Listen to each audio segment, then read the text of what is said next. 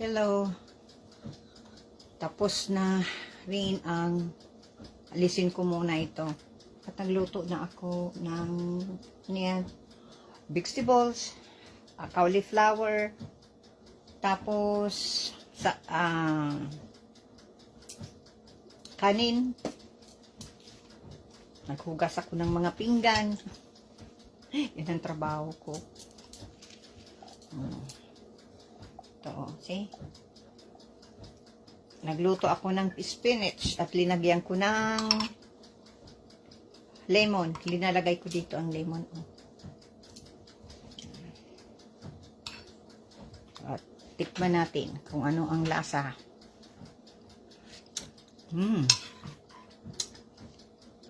Maano?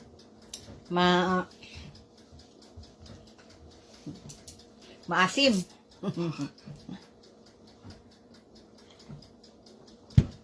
Ang bowl ko, may ano yan, okay?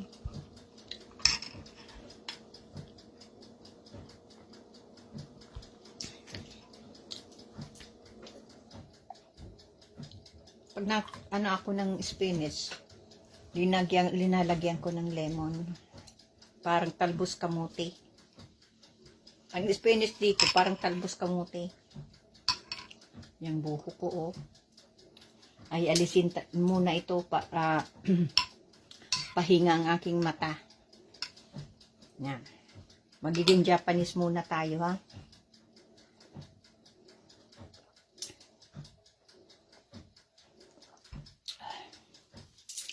Nagluluto si Alec ng sausages. Ano kayang klaseng sausages? Baka, ano yan? Basta sausages na malalaki.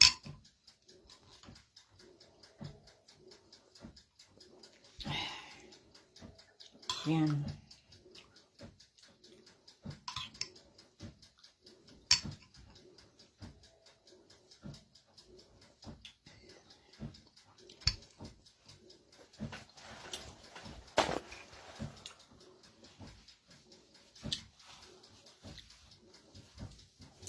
Alam mo, manong inoperahan ako sa ulo,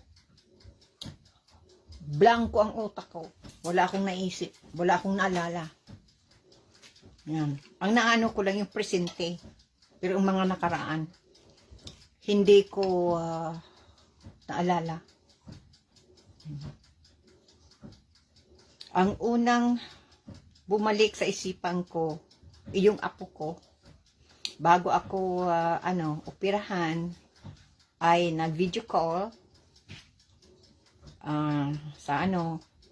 nag-video call muna at nag-ano sa akin si yung apo ko at nakatawa. Sabi sa akin, I love you Mama Dubi. nag-ano sa akin,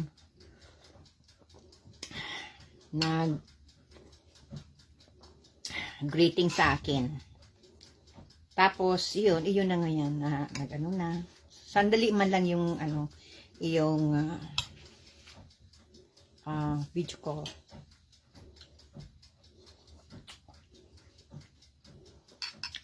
Matagal, bago ko naalala ang iba.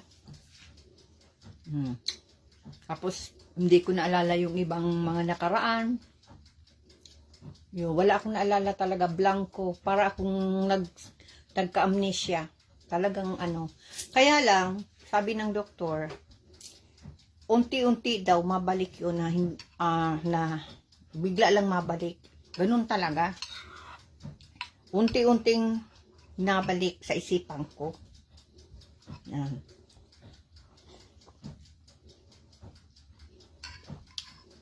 Sabi ko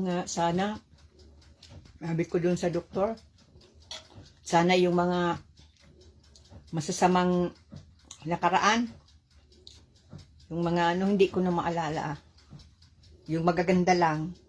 Kaya lang, nagkataon, talagang naalala ko pa rin. Kasi, pag may nakikita ako ng, yung nakaka-remind sa akin, naalala ko, tulad nung nagluluto yung, nanonood ako ng Pinoy, yung chef, ano daw yung, nasa Facebook, nagluluto ng mga Pinoy na na, ano yan, para ano siya, chef. Nag-ano siya ng ng papaya. Yun, bigla akong naalala. May naalala ako. Tulad nung gabi na, ng matinula siguro. Yung matinula, ako pa nga yung naghawak dyan sa paa. At dyan, tapos ginigilitan yung manok. Pag naalala ko ngayon, ay Diyos ko po, nung bata pa ako, hindi, parang wala lang. Pero ngayon pag naiisip ko, oh my God, bakit ayoko makikita ng ganun? Na yan. Pagkatapos, inutusan ako na magpunta doon sa magkuha ng papaya. Madilim. Oh my goodness. Ay, syempre, bata pa ako at takot. Kasi, palaging, yung pananakot.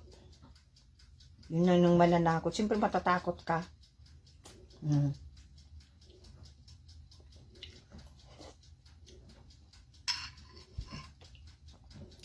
Ngayon,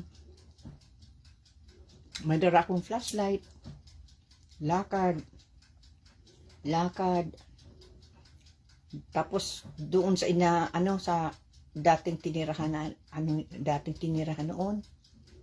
Tapos lakad, may paganyan na siguro sapa 'yun. Kaya lang dry na. Ganyan. Lakad na naman. Tapos may nakita kong papaya na nakaganyan Nakaganyan. Kaya ang ginawa ko, tingin ako, gaganyan ako. Iniisip ko kung paano makuha ko yung papaya. Tapos mayroon doon ng pangtukot pag ganyan, ganyan. Hindi ko naabot. Mali, siyempre. Bata pa naman ako. Wala pa naman akong lakas. Ginaganyan ko. Kaya ang ginawa ko, umakyat sa puno, dahan-dahan. Pakatapos, yung flashlight, pinatindig ko lang na ganyan. Pinatindig ko lang yung flashlight na ganyan. Sa akin. Pakatapos, umakyat ako. Pakatapos, kuha ko ng papaya. Maraming papaya. Pakatapos, dinagay ko dito sa damit ko. Ganyan. Pakatapos, kuha ako ng flashlight. Pag hindi ako tumitingin sa mga paligid ko. Hindi ako tumitingin kasi takot ako. Ang tinitingnan ko lang yung papaya. Siguro kung tiningnan ko yun, ay talaga matatakot ako. Kasi madilim at may mga kahoy, yung mga kahoy, yung kahoy na maliliit pa lang naman. Tapos, kinuha ko yung flashlight. Pakatapos, takbo ako. Inalis ko yung tsinelas ko. Takbo ako, walang lingon-lingon. Ay, grabe. Yun na naman ang bumalik sa isipan ko. Grabe. Sabi ko, sana hindi ko na naalala yung mga nakaraan na yun.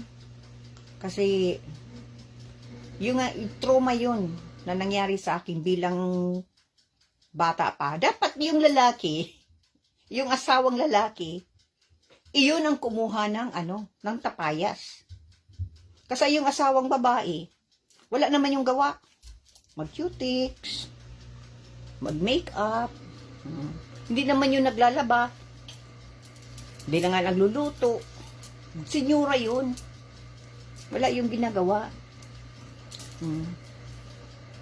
Hindi yung nagluluto. Hindi talaga yung nagluluto. Senyora. Wala yung ginagawa. At makano lang, cutics, ayos ng cutics ng niya, tapos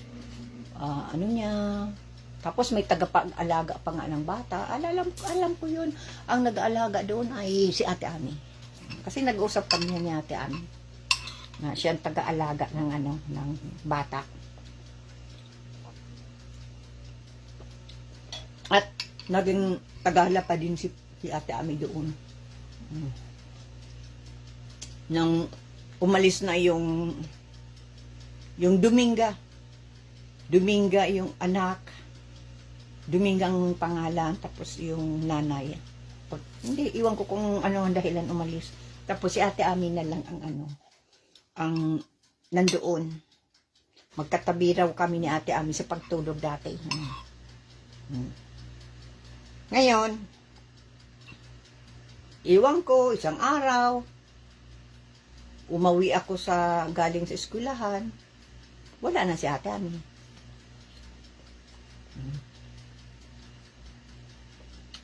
Umiyak ako noon. Nag-iisa na lang ako. Yun na, pag takbo ako ng takbo, hanggang darating doon sa bahay nila na malapit sa may eskwelahan, ay naghihingal ako. Yan na naman ang bumalik sa isipan ko. Grabe. At na dapat nga naging pero nung nandoon ako ay Mama Babing, naalala ko, hindi ganoon kahirap ang ang ginagawa doon. Ang inaano lang namin noon, maglinis ng ng tangkal. Pero may naman kami, binibigyan kami ng premyo, maglinis ng tangkal noon. Okay. Sa sunod na naman, God bless.